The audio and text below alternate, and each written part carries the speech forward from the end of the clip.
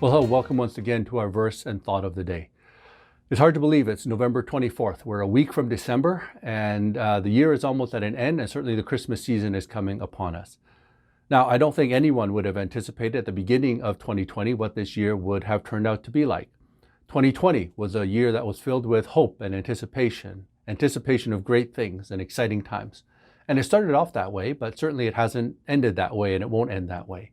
And with Christmas coming on, and with Christmas a key season, not just in the Christian calendar, but in celebrations all around the world, most likely many of us are going to be going through some disappointing and some tough times this Christmas season as we think about what was or what could have been and have to deal with what is.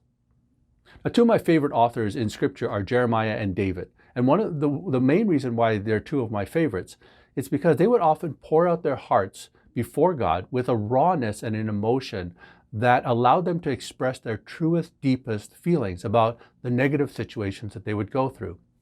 However, they would always reconcile it at the end by looking at the character and the nature of God.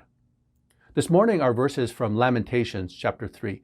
And Lamentations was written by Jeremiah. Jeremiah wrote words during a very difficult chapter in the history of God's people. And many of the words he says almost seem to be pointed toward God for the negative situations that they were going through.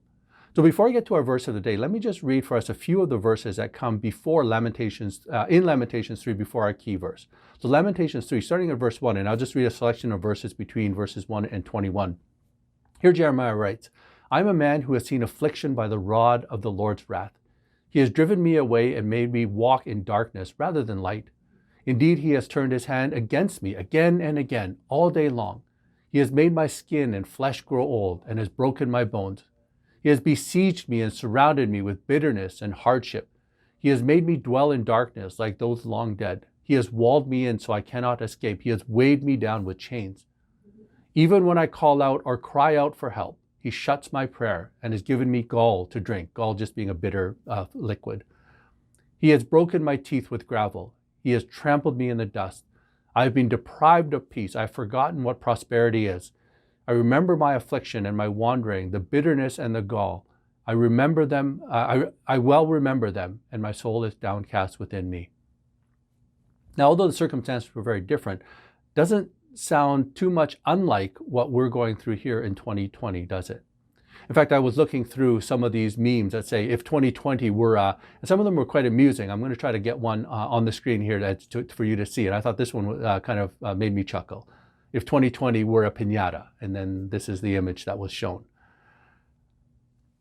You know, we're all going through a tough time. We're all trying to make sense of all of this. And sometimes we may even feel that God is against us, that there's some reason we're being punished, or some reason we're causing him displeasure, and we're being targeted by him even in a very difficult way.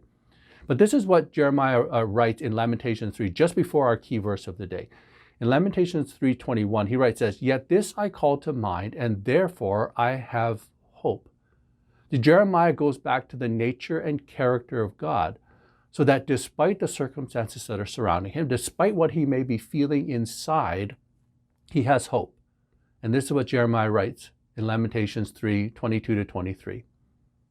"Because of the Lord's great love, we are not consumed, for his compassions never fail. They are new every morning. Great is your faithfulness." Because of the Lord's great love, we are not consumed, for his compassion never fails. They are new every morning. Great is your faithfulness. You see, even though we're all going through a tough time, and some tougher than others, we have to remember the nature and character of God, his great love, his compassions that never fail, and how he reveals his compassion to us. Great is his faithfulness.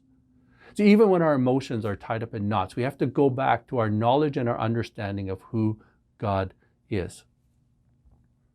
You know, recently we've had a few snowfalls. And one of the things I love about a snowfall, I don't love shoveling the snow. It's certainly not after the blizzard we had a couple of weeks ago.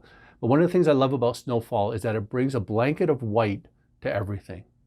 So if there was dirt in your lawn, or if you have a pet and it made a mess in the backyard, if there are things, unsightly things that happened over the summer that have been kind of exposed, the white snow just kind of covers it all up.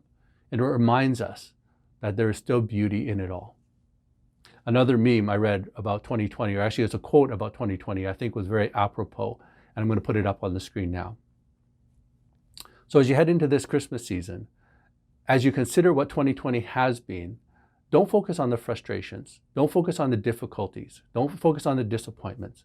Focus on the nature and character of God and recognize that He is still at work. He still loves us. We are not consumed by what's around us. His compassions never fail. He reveals His compassion and His mercy to us in new ways every day. Great is His faithfulness. Let's look at 2020 as an opportunity to go deep in our relationship and walk with God. Have a great day.